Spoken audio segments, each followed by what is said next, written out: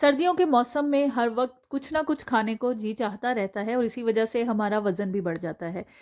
क्यों ना आज आपके साथ कुछ ऐसा शेयर किया जाए कि आप जी भरकर खा भी सकें और अपने वज़न को भी कंट्रोल में रख सकें। बिस्मिल्लाहिर्रहमानिर्रहीम, अस्सलाम वालेकुम, welcome to 99's cook house. आज आपके लिए लेकर आई हूँ मज़ेदार किस्म की मूली की चटनी की रेसिपी, जो कि बहुत ज़्यादा फ़ायदेमंद है, आपके वज़न को कंट्रोल में रखने में मदद देती है।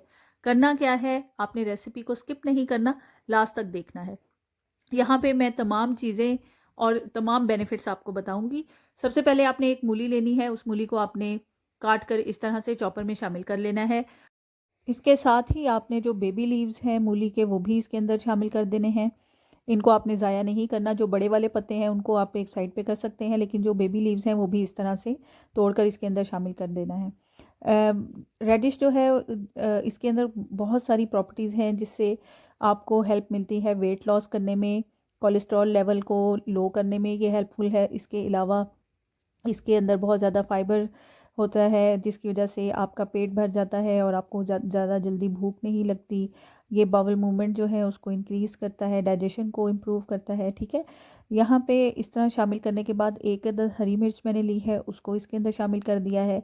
इसके बाद इसमें थोड़ा सा आप सब्ज़ धनिया शामिल करेंगे। उसके अलावा आप इसके अंदर थोड़ा सा नमक शामिल करेंगे। यहाँ पे एक चीज़ आपको बताऊँ, इस चटनी के अंदर कम्बिनेशन है मुख्तलिफ़ चीज़ों का, जिसमें विटामिन सी भरपूर मिक़दार में पाया जाता है। उसके अलावा आप जब लीव्स इसमें ऐड करते हैं, जैसे कोरिएंडर लीव्स आपने ऐड किए हैं, मूली के पत्ते शामिल किए हैं, उसके अंदर फ़ाइबर बहुत ज़्यादा मिक़दार में होता है। तो ये सारी चीज़ें मिलकर आपकी जो वेट लॉस जर्नी है उसको ईज़ी बना देते हैं, ठीक है। यहाँ पे मैंने तकरीबन 1 टीस्पून भरकर इसके अंदर शामिल किया है नमक।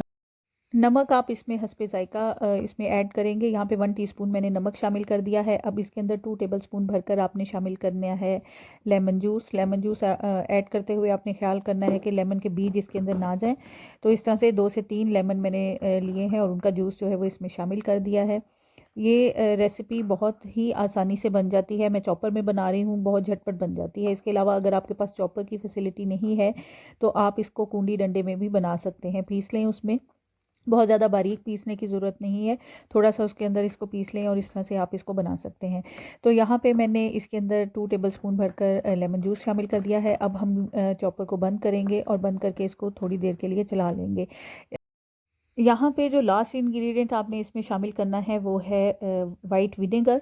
वाइट विनेगर आपने इसमें शामिल करना है 4 से 5 टेबलस्पून भरकर इसके अंदर आपने शामिल कर देना है। शामिल करने के बाद अब हम इस चॉपर को थोड़ी देर के लिए चला लेंगे। बहुत ज़्यादा आपने बारीक इसको नहीं पीसना और ये झटपट से आपकी चटनी रेडी हो गई है। ये चटनी आपने लंच में इस्तेमाल करनी है। लंच में आपने इसको आप चपाती खा रहे हैं उसके साथ खा सकते हैं, अगर आप राइस खा रहे हैं उसके साथ खा सकते हैं। ये बेहतरीन किस्म की चटनी है और इसके आपको फ़ायदे ही फ़ायदे हैं। अगर आपको मेरी रेसिपी पसंद आई है तो इसको लाइक कर दें और मेरे चैनल को सब्सक्राइब करना बिल्कुल मत भूलें। बेल आइकन को ज़रूर प्रेस कर दें और ऑल नोटिफिकेशन पे क्लिक कर दें ताकि आइंदा आने वाली तमाम रेसिपीज़ आप तक पहुंच सकें। अपना बहुत सा ख्याल रखिएगा और मुझे दुआओं में याद रखिएगा। कमेंट सेक्शन में मुझे इस रेसिपी के बारे में लाजमी बताइएगा। फिर हाजिर होंगी, तब तक के लिए अल्लाह हाफ़िज़।